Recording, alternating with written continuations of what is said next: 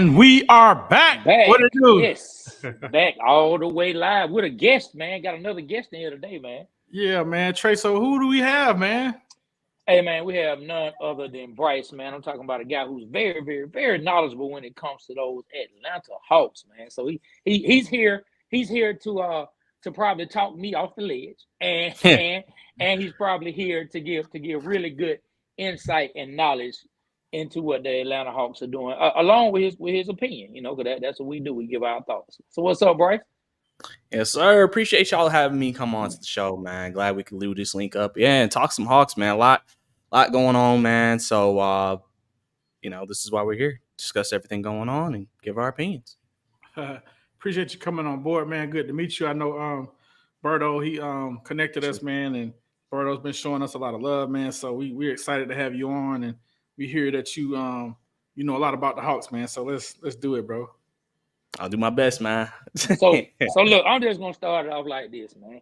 The Atlanta Hawks, really, in my opinion, not about to make any more moves, like big moves that the fans think they're gonna make. People thought it was gonna be a big trade. Somewhere also news came out today about the Atlanta Hawks not wanting to pay Ingram for a new deal, and that's part of the reason he wasn't a part of the trade package, and they didn't want to trade Capella. Two things that a lot of the fans want. They want Capella gone. a large part of the base wants Capella gone. A large part of the base really likes VI and thought, okay, if you move into DeJounte, now it's time to get another high scorer in here. And I'm sure people would have loved it along with DeJounte and Trey. And also, people thought we were going to do something with the John Collins trade exception, which expired on July the 8th, which is today. So break it down, man. Break it down, Bryce, man. Where are we? Where do you think the Atlanta Hawks are heading? I've been kind of saying for a while with this offseason that we'll get a better picture of what this team's trying to do overall. And I think so far we've kind of done that. They made their first big decision last week when they traded DJ. Obviously, that was the big decision out of the entire roster. Now you're getting into the next level of decisions you have to make. And I know today, like you mentioned, they talked about Brandon Ingram. We didn't want to give him one of the centers, and we didn't want to extend Brandon Ingram. And, if you think about it in logical sense, I'll just say this. I like to say one of the reasons why maybe we ain't making the amount of moves and the moves that we want to make is because of Jalen Johnson, because you got to pay him. And if you about to pay him and he's about to become your number 2 guy and you got Trey on max, bringing in Brandon Ingram for another max contract in today's CBA, the team will be handicapped. And if they don't win, there's nothing the Hawks can do because of the second apron. And so the Hawks have, I feel like for some of the stuff I've seen, I feel like they've been preparing for this, which is why they haven't been overly aggressive. Because if they're actually I believe they are in the luxury tax right now, just apron 1. I think they were hard capped at that. I don't know if they're in it, but I know they're hard capped at that. And so, do me a favor, explain the aprons real quick. I know that's kind of new. Yeah, I'm not the greatest expert, but basically from what I know, first apron is just like regular luxury tax, like previously before the old CBA. The longer you stay in it, the more you got to pay out of the owner's pocket, things like that. The second apron is the new apron because CJ McCollum got swept by the Warriors and wanted to stop all that. So basically, the second apron, if you are in that second apron, which the Suns are, I believe, basically what they're doing now is they're limiting what you can do to adjust your roster. You can't sign buyout players, can't use your mid-level exception. I believe it's 10 years ahead or whatever. I believe they freeze your first round pick so you can't move them. They basically restrict your move for the team. And that's why no team wants to be there, because it limits your flexibility. And so if you're in it, they say it gets to a point where you basically may have to trade a big money contract for nothing just so you can get under it so you can start having flexibility again. So that's why I think you've seen so many teams, especially this offseason, cutting salaries, a lot of sign-in trades, not that same free agency we've seen in previous years or many years where everybody usually gets signed in the first day. Because teams are like, we can't just sign guys outright anymore and just add that salary. There has to be some type of sign and trade. There has to be some type of salary switch, just because, again, you have to be very, cautious of what your salary is and what apron you're in, right, and wherever that is. So, and it's not even just about this year. I think about future years. Because if you may not be in the apron this year, but you may be in the apron next year. So you have to take that into consideration. No team wants to even be there. They don't even want the chance to be being restricted. And I bet they don't. Yeah. And so it's like, that's what I think right now with the Hawks. Obviously we could talk about them being cheap. Sure, fine. That's not inaccurate. But at the same time, especially now, I mean, you're not going to see them just start shelling money out everywhere because no team is. This isn't just the Hawks thing anymore. No team is going to do it. Some teams will. Phoenix, they'll do it because their owner is aggressive and they're going to do it. But at the same time, they got swept last year with 3 stars. And there's not that much they could do to improve the roster. So as far as I know, nobody thinks Phoenix is going to be better. They're hoping the coach can just change everything, which maybe it could. But I think for the Hawks situation, especially with the amount of young players that I think they're about to rely on, you're about to pay Jalen potentially, which I believe his extension would probably kick in next year. If that happens this offseason, I think that those are the things that are kind of like the reason why the Hawks offseason has gone the way how it's gone for the most part, and why they've not been aggressive free agency wise, but you still have Capella and Hunter that you may move potentially, but that is just something we have to see as time goes on. So, explaining these aprons. So is that why the Clippers let Paul George go? You think? Yeah, that was a big part of it. They just you pay him, Kawhi, James, big money. I think that would have put them in the second apron if they gave Paul George what he wanted. And again, you're seeing teams are just like can't do it. Like it's just these are decisions that teams have to make, because they said the biggest issue with the second apron is that, let's say you have a team like Oklahoma City who has a lot of young stars. Mm-hmm.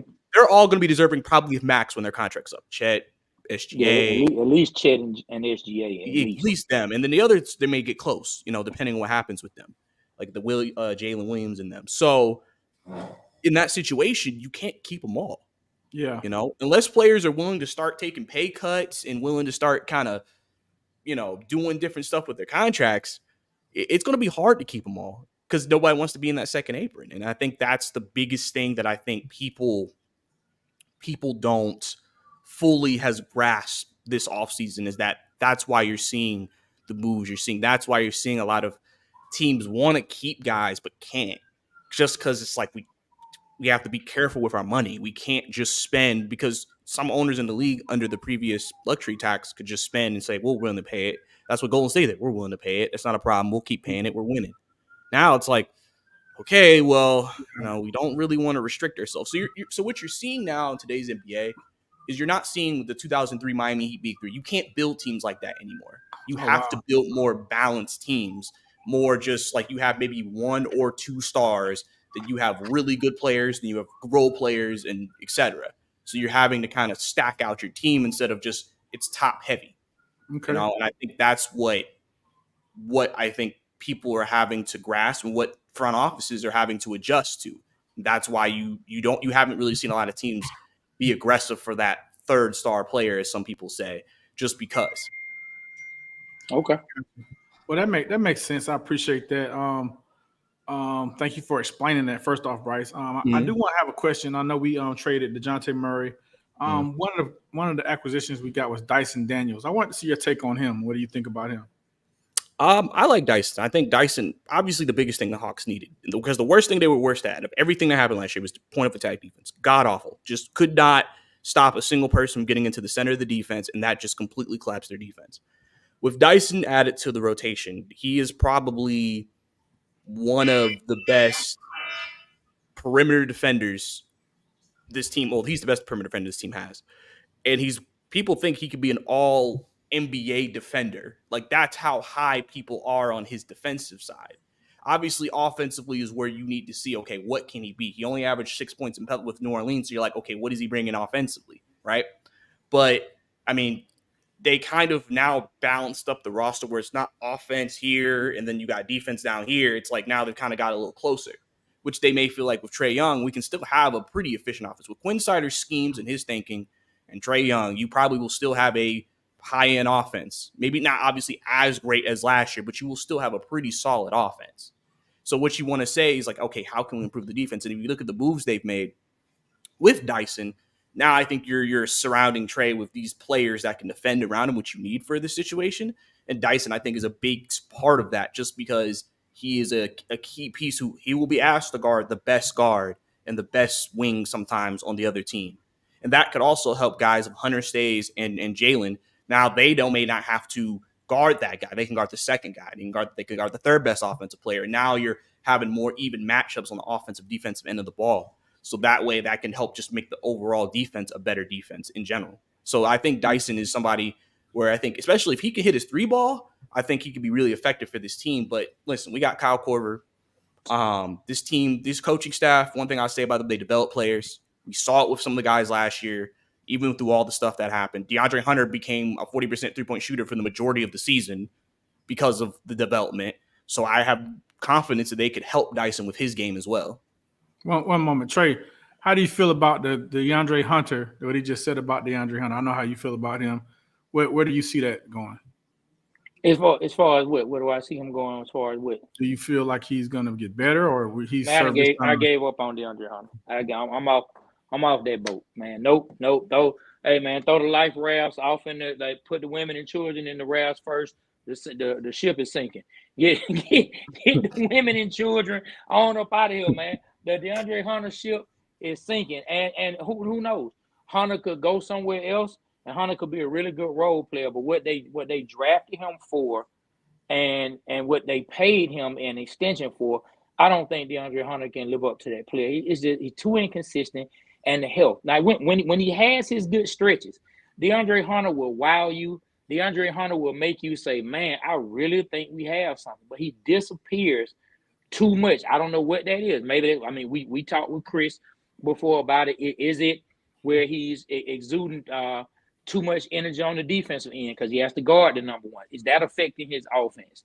Is it health? I don't know what it is. He's not getting enough offense run through him. I don't know what it is, but whatever it is, DeAndre does not seem to be consistent. If you give him 6 games, and you do an even number of games to judge him on, I don't think it's gonna lean towards one way or the other. You're gonna get too good, you're gonna get too bad, and you're gonna get too where you might not even remember he was there or not. I don't know if he messed up or if he did. I don't know what he did. And so, well, you know what? He'll be hurt for those 2. So he'll do good for 2 games. He'll do bad for 2, and he'll be on the bench hurt somewhere for 2. And I hate to say that about him because I was high on DeAndre Hunter for years. I was real high. I know, Bryce, you don't know that, but I was real high. I was real high on DeAndre Hunter, man. You know what I'm saying? But I just don't see the consistency. And at some point, you have to call a spade and say maybe it just is what it is. All right. So Carl Thomas, he said Dyson Daniels is a bench player. Now, I want to say something about that. I'm super high on the pick up from Dyson Daniels. Let's talk about him a little bit. He was a top 8 draft pick. He was just drafted 2 years ago, the same draft as AJ Griffin, if you want to kind of for Hawks fans that kind of want to know what draft he came out of. AJ Griffin was in the 14, 15 in that range. Yeah, somewhere remember. in the and thing. So, Dyson, he was in a log jam for the Pelicans. They had a lot of good players in front of him. They had CJ McCullough. They had a couple other guys that was there, and he did get some playing time. And when he did, he had 6 steals in 1 half. You know what I mean? 6 steals in 1 half. He probably was playing against the Hawks. Yeah, probably was. He actually had 2 steals against the Hawks at one game. But when I was looking at his game by game last year, he had a lot of double multi steal games. And I think he was out 10 to 15 games because of an injury. But I'm super up on him. The Hawks had no problem scoring last year. That's one thing that we can't forget. But we would put up 145 and the other team would put 146. So I think this is gonna hide some help Trey's defensive deficiencies out.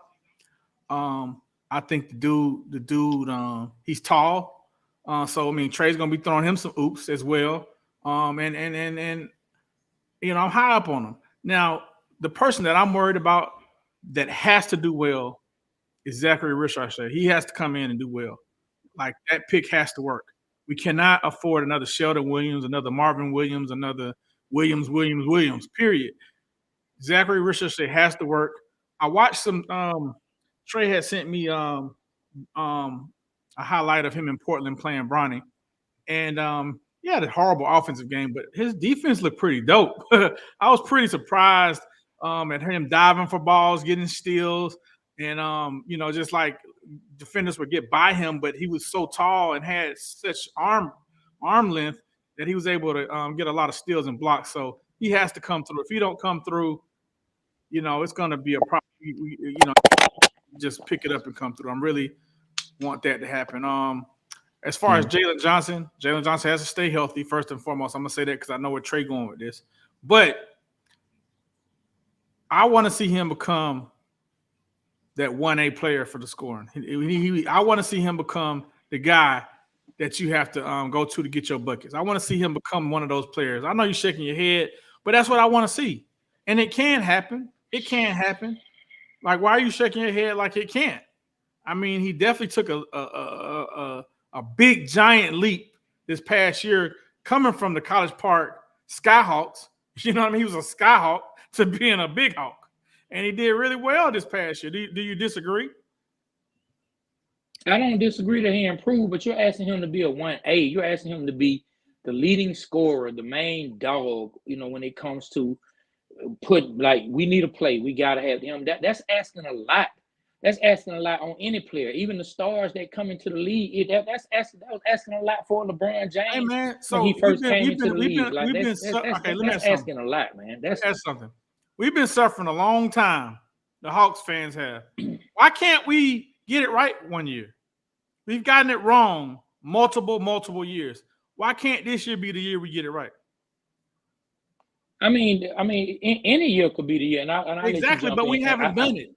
I mean, we have. I'm gonna let you jump in a second, Bryce, because I'm not going to talk. But I just want my partner in crime here to stop with this. Jalen Johnson can be the 1A. I did not say what I want him to do. I didn't say he can. I don't know what. That's a goal that I would like to see. And I mean, also we need to make another move. We need to take advantage of this trade exception that we got for John Collins. I just told you it's over. It expires today. I don't know what time it expired, Trey. Once July 8th hit, it was over. It's over. That's for a fact. I'm asking a question. I haven't seen. Yes, I told you when I told you we were backstage. It was over. Right. It's over. Right. I don't believe. I don't believe. Done. Finito. Over. Go ahead. I don't believe. I don't believe Landry Fields would not let. If that's the case, why the fuck did we trade John Collins for nothing? Yeah, this what Smitty said about DeAndre Hunter. But go ahead, Bryce. Jump. You can talk about the trade decision because he'll listen to you. He won't listen to me. It's gonna be Christmas Eve. Jay 2015 said it's over at midnight. Listen. It's gonna be Christmas Eve, and he's still gonna be talking about the trade exception. JT 2015 said it's over at midnight. So you're wrong, buddy. Okay. Am I or is he wrong? I believe Jay 2015. He said the trade exception somebody just said the trade exception has been reactivated, and the name on top is DeJounte Murray. We have another year, so you can't use that like the John Collins version of it. So now it has moved to the DeJounte Murray, and so they might not use it. So don't tell me what somebody else see it. Go ahead, Bryce, man. Go ahead. Guess what? You was wrong, sir. No, I wasn't. I mean, I'm not 100% sure either. I knew John Collins was supposed to expire today. They may have reactivated with the DeJounte thing. I would have to go look that up real quick to make sure. So I'm right for my sake from that perspective. But kind of, going back to the Jalen Johnson point, I think one of the things we have to look at too when we talk about players taking that next step and becoming that player is, what is that silver lining for what we want from Jalen this season? Because he had moments where he would have 26, 16, and an 8. Like that, if you look at a stat line, you're like, star player. Like, let's be honest. You would see that and think star player. Exactly. And I want to see that all the time, bro. Every day. And so I think the big thing we have to look at here is, okay, obviously we know he's been working with LeBron. We know he's been in the gym. He's been trying to improve. One of the biggest things for him. I didn't know that. Yeah, he's been working with LeBron this offseason again. I know one of the big things is he needs to become more confident, more aggressive in his game sometimes. Obviously, he's one of the biggest players on the court. Even with at 6'8", he still feels like one of the biggest players on the court, and just using his size to his advantage and being able to use that to score and create, fouls and things of that nature. So I think I've said this. I said at some point you got to let Jalen just go out there and say, okay, we're going to put you in this position and you just got to show us what you can do. Especially if you are about to give him a rookie max extension, if that is indeed what you're about to do. You could not say, well, we need to make him a third option again. Because then it's just like, okay, well, because the thing you have to think about when you get that second option is, does that work with Jalen? Because the one thing we got to think about when you're building a team is, do all the players work together? You can't just add a second option and think Jalen's supposed to be able to be the same way. Whether that's his front court mate or whether that's also in the back court with Trey or whoever. I mean, you look at, his skill set. I mean, ability to pass, ability, he's improved his 3-point shot. I'm expecting that to improve. Obviously, we know what type of dunker he is. We know he's super athletic. His athleticism is why he can get around 10 rebounds a game, just because he's just one of the most athletic guys on the floor. So I think realistically with Jalen, it's like, I think he could take another step this season, but we just have we don't know what does that entail. I think what that is. Roster, we thinking, oh, this team wants to take the next step and he has to become, like you say, the 1B guy, and things of that nature, because that's what it would take. And if that happens, then that's great. But at the same time, I think the Hawks are also looking at, we need to make sure that what we're building is working and what we're trying to make our team, the identity of whatever they want, the Hawks DNA, whatever they call it, is going to move this team in the right direction. Because we have to think about his success also can depend on who is his front court mate. Is it going to be Clint Capella? Is it going to be a Kongu? He has better number. Him and Kongu have a really they have a positive net rating when they play together. Their team is actually better when they're both playing on the floor. Also helps that they happen to be best friends on the team as well. So they just have that natural chemistry with each other. Guys like Muhammad Gay. Listen, I said I would love to see a Jalen Johnson, Muhammad Gay front court and just see what that looks like. We need to compliment each other. Hey, speaking of Muhammad Gay, we need him to contribute in some kind of way next season. I believe he's just a second-year player, so I'm not asking him to come in and be a world beater, but I would like to see him contribute in some kind of way next year. Which I think he will. I think the plan is for him to get into the rotation. That's what I think. I could be wrong, but I think that's the plan. If they're not making any moves, Bryce and Trey, he got to. He got to come in and be something. I think if you think about, especially let's just take the starters out for a second. You look at the bench, you got to think about who they're relying on this year. Kobe now will be backup point guard probably, so you're relying on Kobe to take another step. Again, the 2 guard is up in the air because we don't know if Bogey's going to start, if Dyson's going to start. Regardless, whoever starts, that's who you got. Obviously, Bogey's trusted. Dyson would maybe be good in that role. And listen, we have no idea if they see Risha Shea as a 2. He may even play that for all we know. But then you look at the 3 spot. I've always said, especially this is assuming Hunter stays. You have Vic Krejci, who I expect to be back, who I think some people believe that he deserves a rotation spot from what he did last year. Vic Krejci. Oh, okay. I remember. Yeah. So he will be in that spot. He'll be asked to step up, be a major contributor, or again, could be Risha Shea. And then last year, real quick, when they were playing, I seen the coach. They gave him the ball at the end of the game to try to win the game. I was like, he must be all right. I remember that game. Yeah, I mean, plus also it's just if he's open, he can hit the shot. So you got to believe he's gonna hit the shot in that situation. Yeah. So that just shows the confidence they had in Vic Krejci. Like I said, the backup 4, you're probably looking at, that's where I would think Mo Gay would be, the backup 4 spot, because the Hawks see him as a 4. I know some people talk about him as a center. I think they see him as a 4 because they feel like that's also best for his game because he has more of an athletic game, and I don't know if you want to put him at the 5 and make him more of a rim guy. So I think that'll be big, and then we'll see what happens with Larry Nance, a veteran guy who can contribute if he has to play. And then obviously center, we'll figure that out. It's a logjam there right now. I think Bruno, they have to make a decision on Bruno Wednesday. So we'll see if he's on the team. I think, like I said, we'll see about Clint. I think Okongwu obviously will be here next year. And then they got Cody Zeller, which I know nobody was excited about. So, I think you're seeing the young players that they're having to rely on to take that step. And I think this is why when they hired Quinn, they said, we need a coach who develops. We need a coach who can coach. We need a coach who can help players improve, because they knew this was the direction they were going to take. And so if that continues this year, you should expect a better overall basketball team if that indeed happens, because there's a reason why they took the G League coach from last year and now put him on the main staff. He worked with Kobe, worked with he worked with Seth Lundy whenever he gets back from his injury. You know, he's worked with somebody. He worked with Vic Krejci. Yeah. So like there's familiarity there also. So I think that's what they're really hinging their bets on. It's a system where if it works, you have stable winning now for years, because now you have a core of players, which every team I think wants now. Nobody can do let's hope in 2 years we win and then we'll revisit. They're trying to build a sustainable winner. But now it's like, okay, when you put everything at the forefront for everybody that's trying to like be for the Hawks trying to be competitive for this coming season, I think that's what they're going to depend on, is a lot of those young guys, because at the end of the day, they're just like, we could be aggressive, but we just took a swing on DeJounte Murray. We gave up all these picks. Jesus. Right? That's why the Spurs got our picks. You can't expect us to now just take another swing and give up more.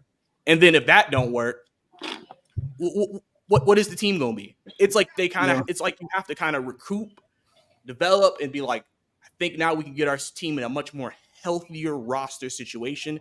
And like I said, if the Lakers end up being bad next year, you got a first round pick. Yeah, you get. And you could have a lottery pick in a draft that they consider to be a very deep draft.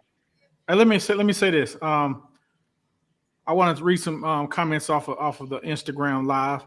And I want both of y'all to take this question. They said, what do y'all think about the new draft picks? That's from my eyes. And I want y'all to answer that. But then there was a couple more I just want to say. O-Dog says Hawks owner needs to sell the team. My eyes also says trade for a superstar. And then the last comment, it says, I hope we get another superstar. I want the games to be fun to watch. So let's start off with Bryce. What do you think about our new draft picks? You talk about the acquired ones or the draft players we just drafted? The ones we just drafted. Okay, just want to make sure. All right. So Ricochet, I understand that he was not an exciting pick for a lot of people in this fan base. If you look at this draft, I guess Sarr was the closest thing, but you clearly can see that man does not want to play the center position. Not at all. There's a reason why the Wizards got Valanciunas. That man said, I am a 4. And again, Jalen Johnson's your 4. So that wouldn't work technically if you think about it in the grand scheme. And making a player position that may not be best for him may not end up having good results, right? So Ricochet was the pick. He's a guy who obviously people look at him as a 3-and-D guy. We've heard comparisons to Tobias Harris. We've heard Michael Porter Jr. We've heard all these different things, right? The biggest thing for Ricochet, I think, coming in, I like him. He does a lot of good things well. I just think of him, he's 19. He's still developing. He's young. He's tall, so he can play. He can switch and play multiple positions. And I think he could end up being a guy who, again, he won't, since this wasn't a normal draft and this isn't a normal bad team, like it's not like just completely everybody's like bad. He doesn't have to come in and be like a star or have to show he's a star in his first year, because that's not what the team technically needs from him. It's one of those like, if he ends up showing more than maybe what we expected, that ends up being a good thing. And then I don't know how to say the second round guy's name. The first name is Nikola. I know that. He's a guy that I said that, again, player who has potential. Hawks last year, Seth Lundy, before he got hurt, 40% three-point shooter.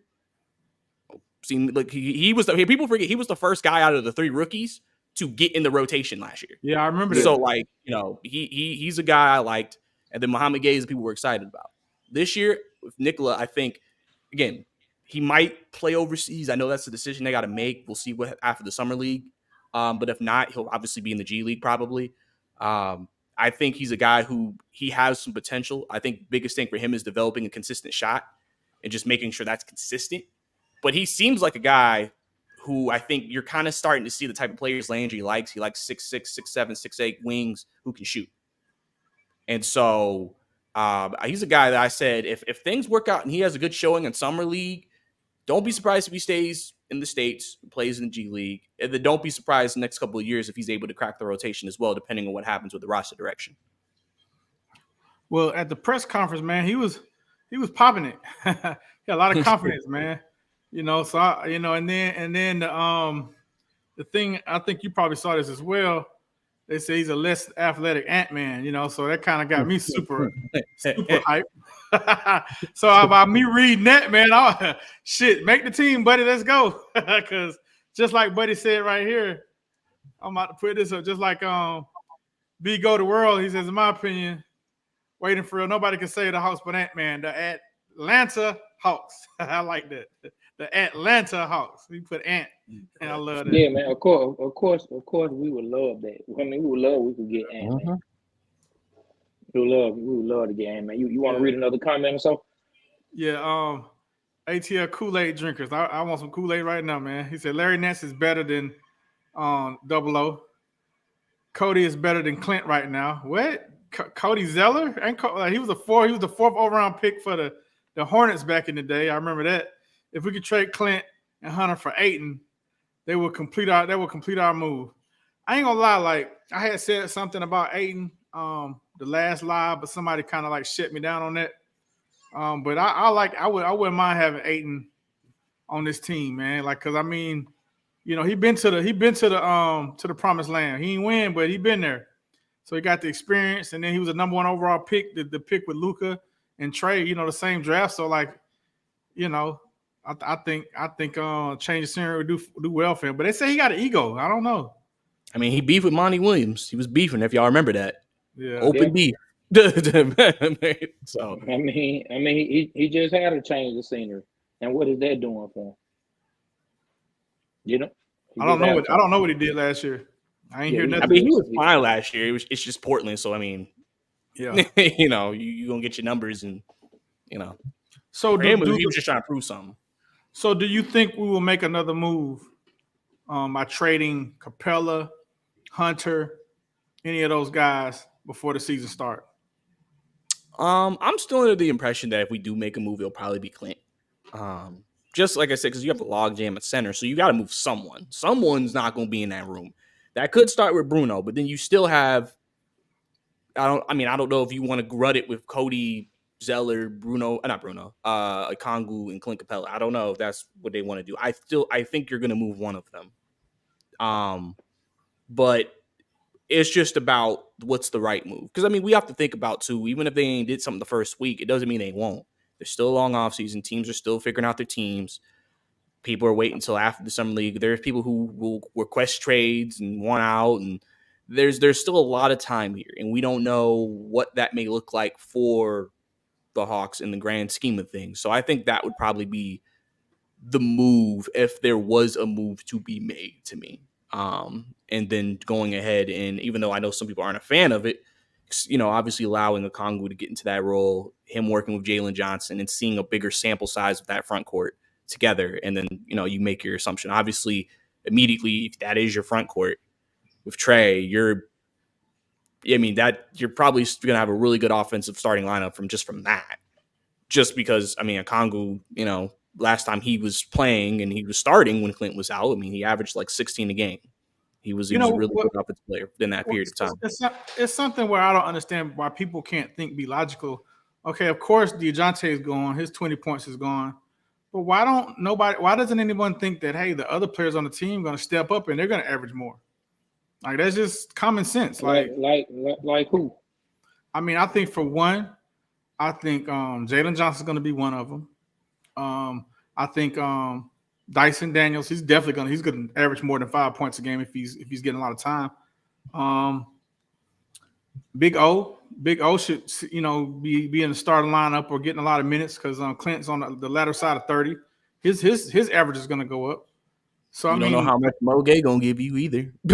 Yeah, we don't know it. I really like that. When I saw Moge come out of college, I really liked his highlights, but I know he was like a late second round pick. But I think we traded up to get him as well. So we shall see. Yeah, they're big. They're big on him. Rich Arche. Hopefully he can give us what he averaged 10 plus points a game and some good defense and some good rebounding. Hey, I ain't gonna be mad at that coming from the three. Yeah, man. See that just and all this is gonna be great if it happens. You know, where a lot of the frustration comes from is the fact that the Atlanta Hawks, and especially since this owner seem to have be stuck in a let's see, we hope. Like it's we haven't gone into a season, in my opinion, even when they went to the Eastern Conference Final, we haven't gone into a season where we feel like, okay, we pretty much know what the floor is for this team.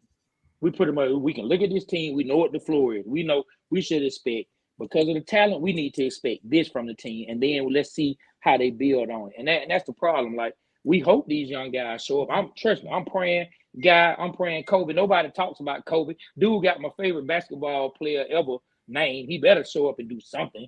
Kobe got to do something, because we've been needing a backup point guard like old ladies need soft shoes. I'm talking about we've been needing a backup point guard for the longest. But to your point, saying that somebody's going to just take DeJounte points and fill that gap, I hope so.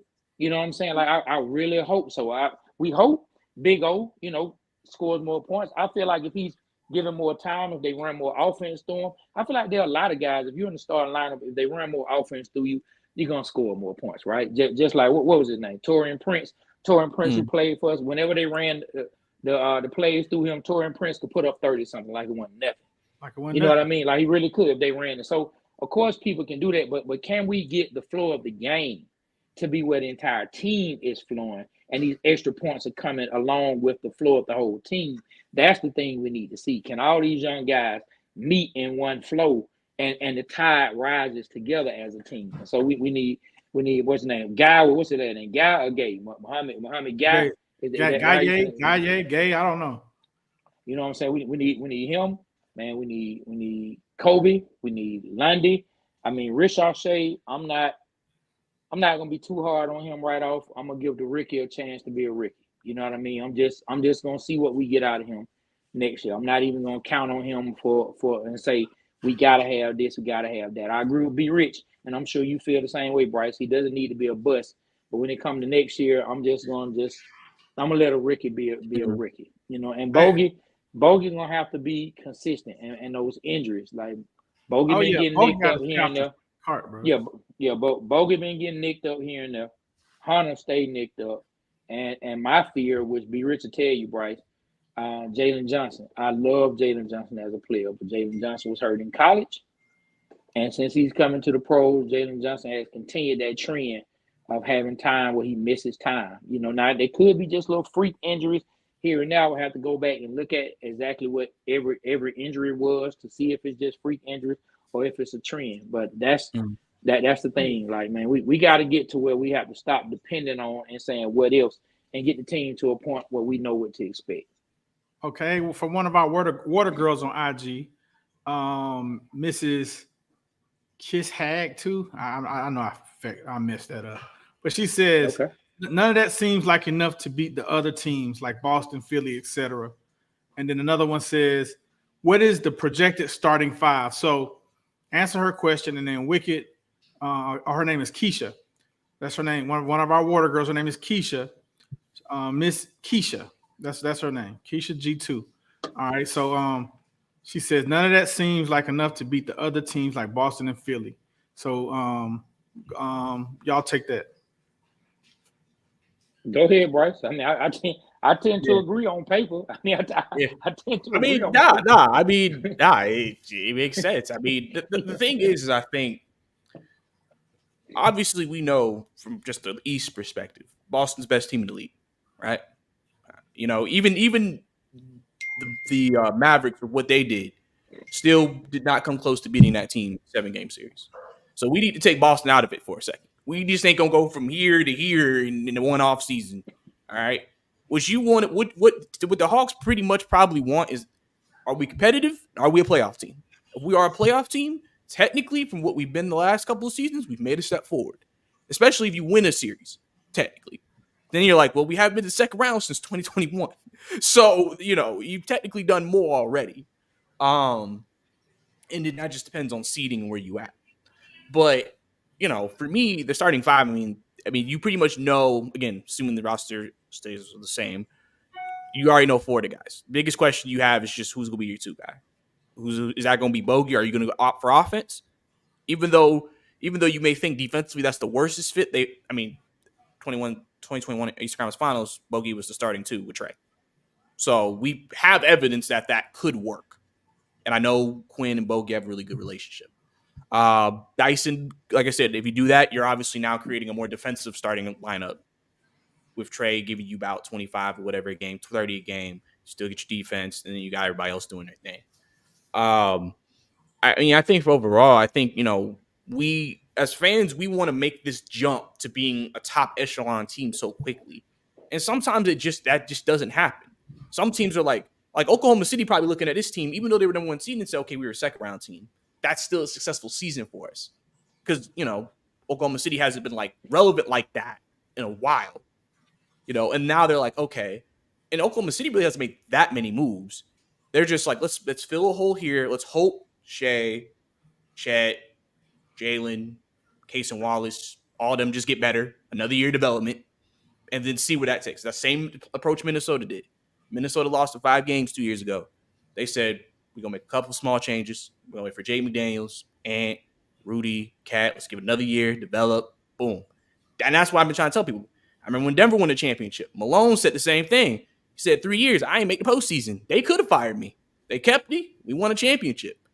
And that's one thing I always try to tell people. I know we don't, because we want this team to be good now. And I completely understand that.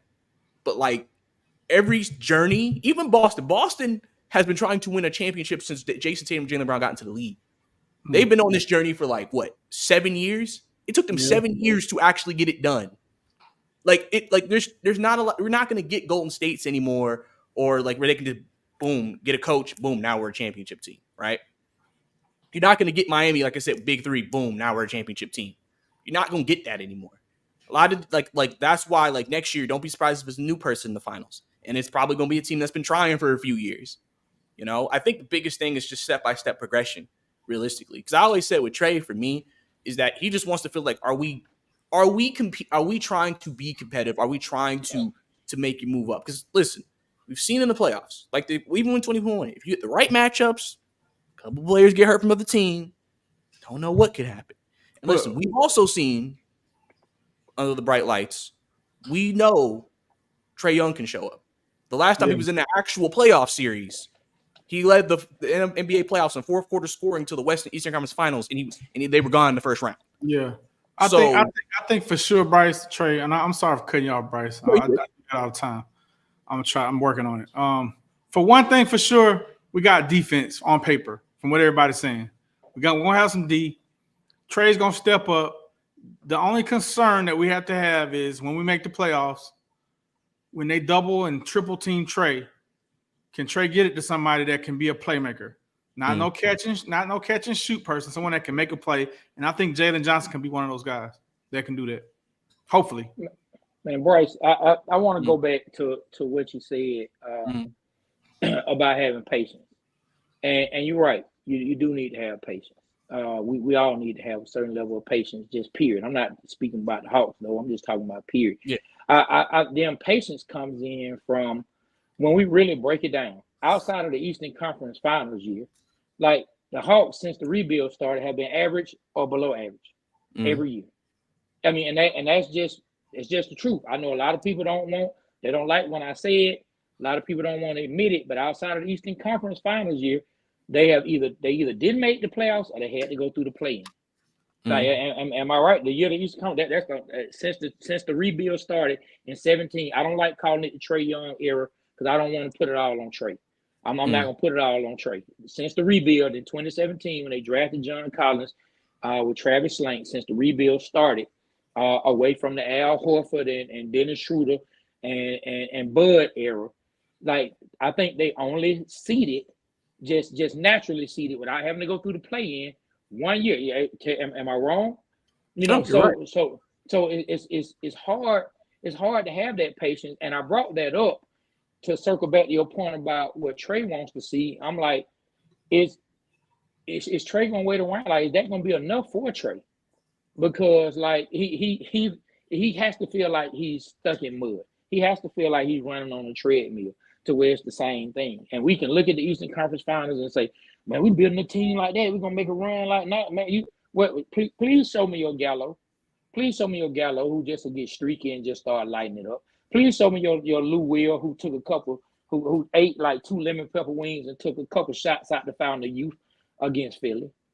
Please, please show me that. Like you got to show me that. And so a lot of frustration from the fans, like really like wonder, like when is it going to get past? When are we going to get past the point of, like I said before, wait and see? When we're going to get past the point of having to say, let's see what they do. And then, like actually see a team. Because we can look at Boston and say they had to wait. But hey, Jason Tatum's second year, they went to the Eastern Conference Finals. Jason Tatum's second season in the league. You know what I'm saying? Which was Jaylen Brown's third season in the league. So they started seeing dividends, and they kept going back to the playoffs. Like it was a they just kept getting knocked down, but they kept getting in the tournament, man. So what do you say about that to the fans who feel that way? Hold on one second before you answer that, Bryce. The real Bone Crusher has checked in. One of my favorite guys in Atlanta. Oh, and man, tell my boy Bone Crusher. I said, what's up, man? He can hear you, man. He's on IG. He says we are always rebuilding since I've been alive. Laughing out loud. Just severe bad ownership and management. Family. Only professional team we got that gets it right are the Braves. Same way you feel, Trey. well, I'm not. Yeah, I mean, we do have frustration. I'm not all the way there with it, but I'm not mad at Bone for saying that way and feeling that way because it has been a lot of frustration, And I try to make sure I'm keeping it positive because we want the teams to win. We all want the same thing. The fans who are super positive, who get mad at the ones who are not and seem to be, more pessimistic than the optimistic fans. But we all want the same results. So even the people who get upset because, man, you just come in here with all that negativity. I'm not talking about towards me. I'm talking about what I see them in the comments on Facebook and things like that. They have to realize everybody just wants the same thing. They want the team to win. And some people just have less patience than others. But go back to what I was saying. What do you say to the fans who feel that way? Like Bone added on to what I was saying, who feel the way Bone Crusher just said. And I'm going to use a play on words, man. You know what I'm saying? Pun intended. And who ain't never scared to voice how upset they are. How about that? Yes, sir. Yes, sir. Well, what I'll say is this. Obviously, I've always said frustrations are valid. You can be frustrated. That's completely fine. You have the right to be frustrated. Last season was a very frustration season. Listen, I covered the season. I was frustrated. It's completely okay to be frustrated for sure. The one thing that I do say is just through the frustration, don't allow that to now cloud your judgment. Because I think sometimes when people fantasy book or fantasy GM, you just have people who are just like, I don't care if we get into the second April. I don't care if we destroy the future. Do something now. I don't care. Right? Okay, let's say the Hawks do that. Okay, say it don't work out. What are you going to do when we have to go through a rebuilding process again? You're going to be pissed, right? Even though they swung for the I guess what they're going to say. Well, at least we tried, right? I mean, that's pretty much all you can say, And so I feel like with fans, it's like, don't allow, like I said, don't allow your frustration to cloud your judgment about this team and what they're trying to do. Because at the end of the day, I feel like the one thing that's different from an Atlanta fan base to like other fan base like Oklahoma City's, they always say like those teams, like the fans are like always appreciative of whatever they get from their teams. Just because they know they're not the big market, they're not New York, they're not whatever, right? They're just happy that they have a team that they can embrace and love and cheer on. And if they're good, they're going to cheer. That's why they're one of the best venues in the league. Sometimes I think with Atlanta, since we are technically a big city, even though we're not viewed as a big city within the national sports media, I think we kind of have that big city mindset. Like Knicks fans probably, when the Knicks are bad, are like, worst team ever, trade everybody sucks. Like they're very negative because they're Knicks. You know what I'm saying? Where I feel like, like smaller market teams are just like, yeah, we're not great right now, but I really hope we can turn it around, get some guys in here, et cetera, and see what happens, right? But so for me, I think, I'll say this too. Any side of wherever you want to be on is fine. Because at the end of the day, we got to see what happens. At the end of the day, we got to see what happens when they get on the floor. And you could be right, you could be wrong. No one's perfect. No one gets everything right. All right. and you got to trust your judgment. I kind of see what the Hawks are doing is similar to kind of what the Falcons are doing. You know, the only difference is they're in a better roster position than the Hawks are right now, where it's like expectations they should win the NFC South, expectation they should make the playoffs, right? It's just what are they going to do when they get there, right? Mm-hmm. Where I think Atlanta, we're just like, okay, are they even going to make the playoffs? But what Atlanta's trying to do on the Falcons side is they're trying to build stability with some, like that's why people question some of their decisions. They're trying to build stability so they can maintain winning. They're not just trying to swing for the fences. Well, we got to rebuild in a couple of years, and we got to go have to do a down year. I think Atlanta. What's up? You know what I'm thinking, man, is like, I think Trey, it's not that niceness no more. Like, hey, I got to be polite, you know, because he had DeJounte. It's like, oh, let me hold back because I want him to get his. I think that that's off. I think Trey gonna go do him. He's gonna eat it up. He's got a chip on his shoulder. All this Lucas shit, all this shit he been going through, and it's like he don't have to worry about being nice. You know, you don't have to be nice because you don't want to offend DeJounte. This is Trey's team. He can do what the fuck he want to do, and I think we're gonna see a big difference in that. And all you gotta do 2 through 5 is play defense, rebound, and hit your shots when he gets you the ball. You know, when you're open for your threes, hit your open threes, get your rebounds. Clint Capella, when you get a rebound, please kick it back out. Please don't try to do a layup. Just get your rebound, kick it back out to who's the open guy, and y'all hit y'all shots. Zachary, you got to hit your shots. You're a catch and shoot guy. You got to make it, bro. Got to play defense. Dyson Daniels, man, get in that gym, man. Learn them threes, man. Hit them threes. You'll be very valuable to us, man. Big O, learn how to shoot, man. Learn how to shoot. Get your threes. Don't forget, you can watch Dyson during the Olympics. He made the national team. If y'all Hawks fans want to see him playing basketball, yeah, because Australia made the team, so you'll be able to, because he's been playing some world play already so far. And I think they qualified for the Olympics. So I definitely will check him out. I might need to check out Dyson Daniels out there. Okay, that's gonna be some experience for him to get. That's good. Now I'm looking forward to the summer league. We haven't really discussed the summer league team. Is Dyson gonna play in the summer league? Yeah, Nah, because he's playing with the Australian national team, so he's not gonna be there. Yeah, so I know the roster is set for the summer league, and I know a lot of people were upset in some of the promos that they're doing for the summer league.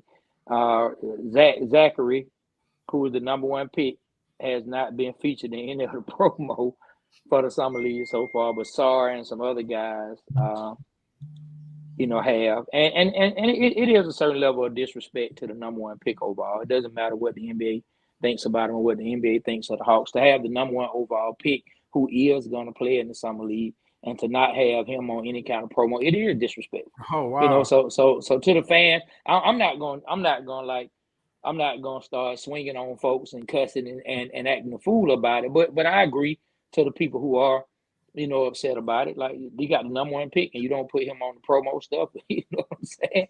Like, that's crazy to me. But let's go through.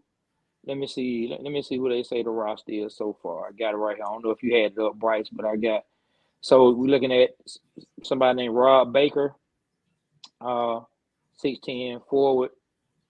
Jordan Bowden, guard forward, 6'5". We got Kobe Buffkin. Man, come on, Kobe. I hope Kobe grew his hair back, man, ready to come out there and ball, man.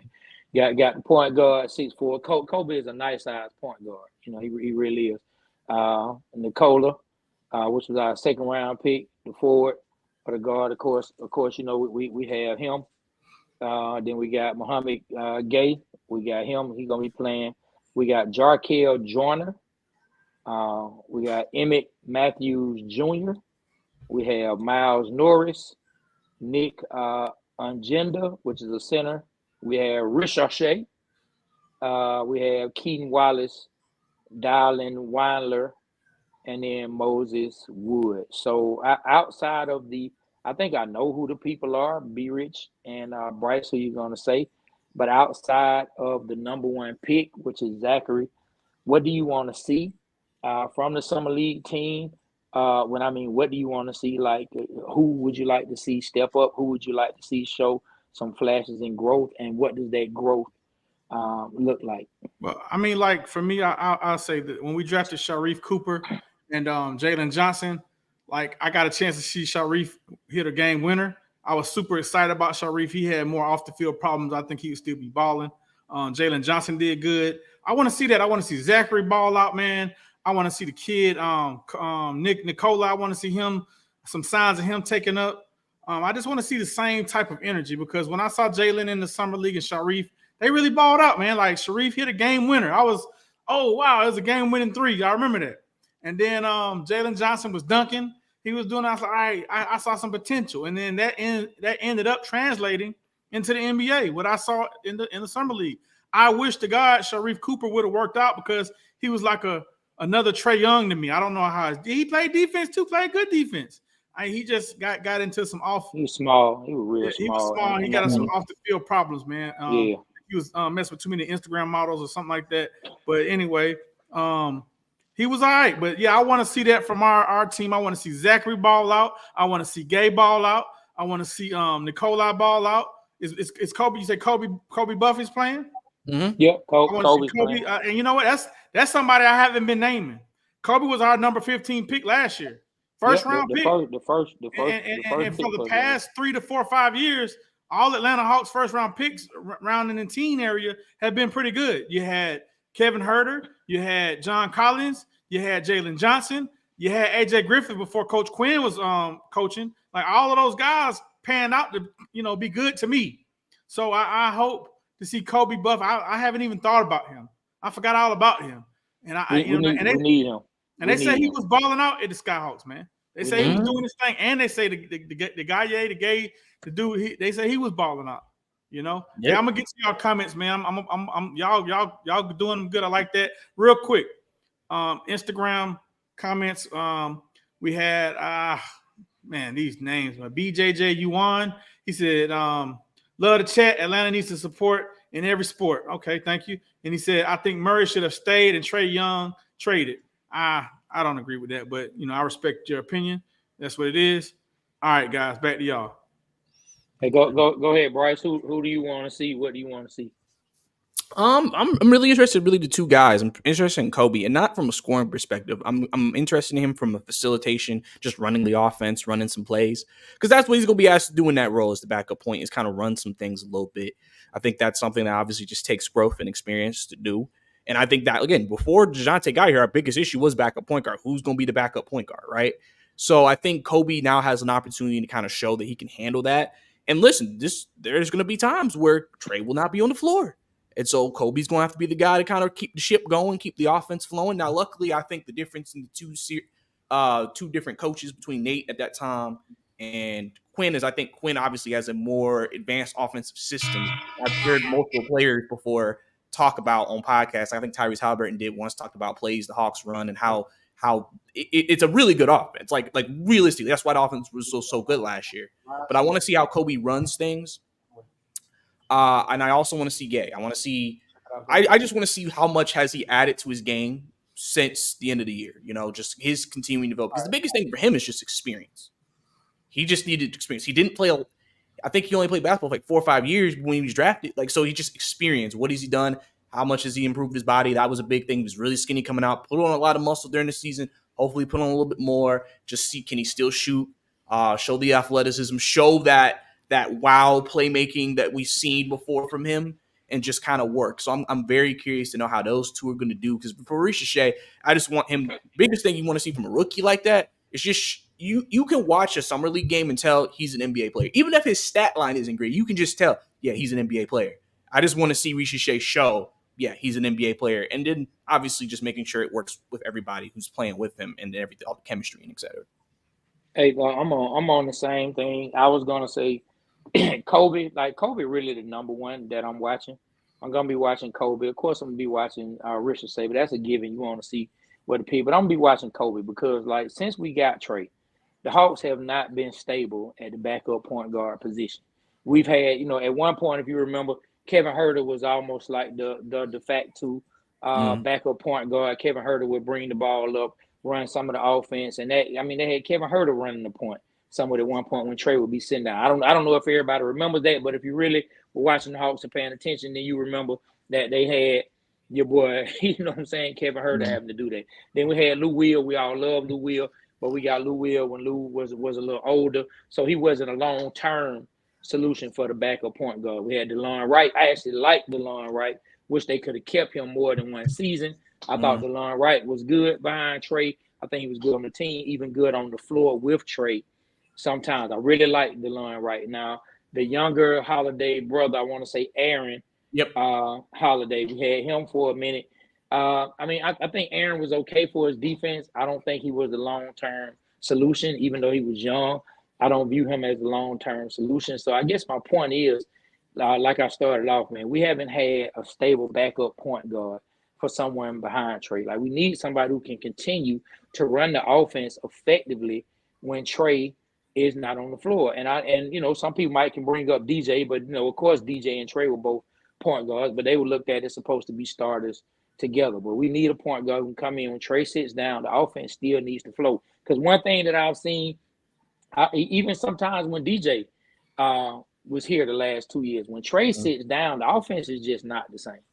It's just not. They've gone on stretches where they've had some good runs without Trey and have gotten back into some games without Trey. But if you want to do the bigger percentage, and then let's do some analysis and take from the bigger facts or the bigger insights that we may have, the offense doesn't run the same when Trey is off the floor, and that's because one of them is not having a backup point guard. And so I want to see what Kobe's going to do. I want to see what Muhammad Gay is going to do, and I want to see what the guy Nicola. I want to see what old Coca-Cola, as our boy Smitty said we're going to give him a nickname if he turn out to be a baller. We're gonna call him Coca-Cola, man. See how he does, man. So Richard Shea is a given, but that's what I'm looking for, man. Those are the things that I want to see, man. I want to see Kobe come out there and show that he is a real deal facilitator. When you got second-year players, like I watched some of the other teams, right? So I remember watching, man, and I don't know why in the world his name is escaping my thought process right now, man, because I would remember his name if we weren't on the live. And it's not that I don't know. It just escaping my what's his name? Tyrese Maxey. My boy Tyrese Maxey. I remember watching the Philadelphia 76ers play the Atlanta Hawks in the Summer League, and Tyrese Maxey was out there. And I'm like, I just watched Tyrese Maxey play in the playoffs the year before against the Hawks. Why is Tyrese Maxey? I remember that. Why do they still have him playing, in the Summer League? But he was killing the Hawks and killing Summer League. Tyrese Maxey was going ballistic. I remember that. And so I want to see some things like that. If they don't go ballistic, like you said, I want to see NBA players. I want to see that, hey, man, these guys look like they can be real deal contributors. If we see star, that's fine. But I would love to see, okay, we got some real deal contributors out here. They can facilitate. They don't turn the ball over. They can hit open shots. They can make plays. Yep. I'm in the same boat as you guys. That's what I want to see from them in the Summer League, man. Just show me they all can show that they've taken improvements and they've made improvements to their game. It gives you something to feel good about before they get into camp. And obviously these guys, even after Summer League, can continue to work on their games and continue to improve as they try to, take that next step for them. Like I said, I'm sure in those off-season meetings, when they have the end of season meetings, they were like, listen, we expect this from you next year. We need you to work on this so we can do it. I always said, Jalen Johnson, after the Boston series, they told him, hey, you're gonna be a big part of our team next year. We need you to make improvements, and he took it seriously, and we saw that first jump he made. So I think that's the same thing you're gonna see with the young guys, with these guys. Like, hey, you guys are gonna be in the rotation. We need you guys to step up. All right, well, shoot, man, let's wrap it up. Both of you guys have any closing thoughts y'all want to say about the Hawks, man, before we get out of here?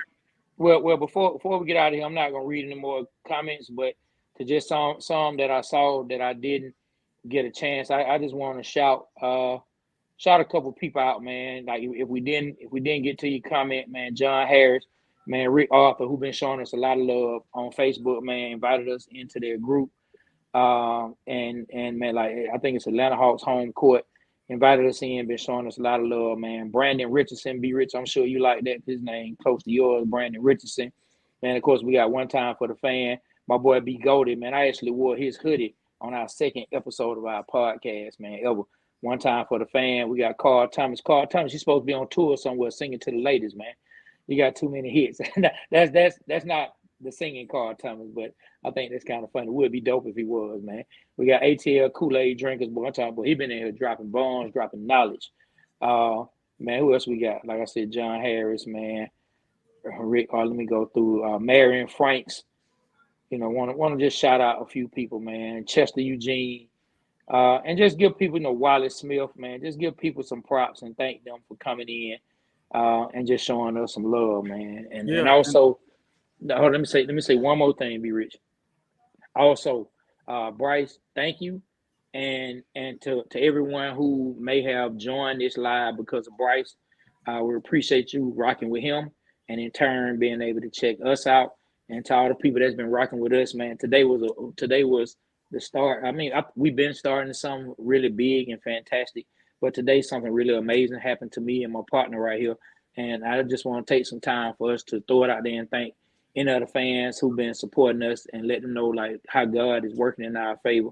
Well, today, man, we did an interview on John Abraham a couple weeks back. We put it out a couple weeks back, man. And today, Mike Florio and Pro Football Talk picked up our interview and he did a write-up on something John Abraham said in our interview, and he referenced us, man, on his article on NBC.com on Pro Football Talk, man. So I just want to thank everybody that's been supporting us, man, and just take this time to thank God, man, and just be appreciative and celebrate me and my partner right quick, man, because that's really big to have a writer like that reference us in his article. Yeah, for sure. Want to shout out to Instagram.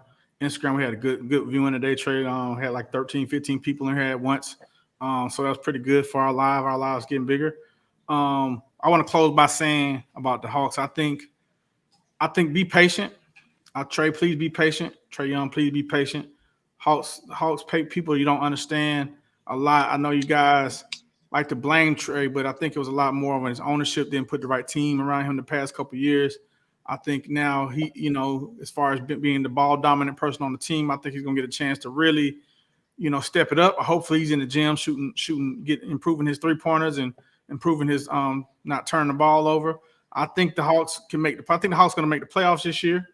Not to play in. I think they're going to make the playoffs, and we'll see how they do. Hopefully these young players can come through and hopefully make a move with one of these centers. Get somebody that can fit our team, man. And I'll close by saying that, Bryce, you got the floor. Yes, sir. Like I said, really basically echoing the same thing, man. Let's see what happens. We just entered the second week of July. Still stuff can happen. Still a lot of discussion to be had. I want to say appreciate you guys for letting me come on once again. Talk hopes with you guys for sure. Y'all doing great work. Great work, man. Great work. The John Abraham interview. You know what I'm saying? Y'all doing big things, helping, grow just within this entire content creation community, which is big. All of us got to stick together because we're all trying to just, give the coverage to the teams that we love, that we may think that our media or even the national media does not give us. Mm-hmm. And so it's important that we all stick together and do what we need to do there. And, like I said, Hawks wise, we're going to see what happens. I'm excited to see what this looks like, I always say development ain't cute, development ain't sexy, but can be very fulfilling if things work out. And so that's what we're paying off, hoping that pays off as well. And obviously, guys, anybody who's watching this live, you want to check out my channel, Bryce_2K. I actually just posted episode before I came on here. So latest Believe in Hawks is my podcast is up now, available on any podcast platform. And also on my YouTube. So go over there. You can subscribe or watch it on audio, whatever you prefer. We had Hoopwire Sam. I forgot how to say his last name now. Amico on today on the pod talking about the Hawks and things like that. So definitely check that out. And obviously we get closer to the Falcons. We'll start popping out some more Falcons content. And hopefully maybe I'll come back on for y'all. Hey, Bryce, this was a pleasure, man. I really enjoy your knowledge of the Hawks, man, and kind of educate me on the apron rule. Appreciate that. And, man, it's been real, man, and thank you guys. Anything you want to say, Trey, or we out? Hey, man, I just want to say we out. On behalf of myself, Bryce, and B Rich, we are out.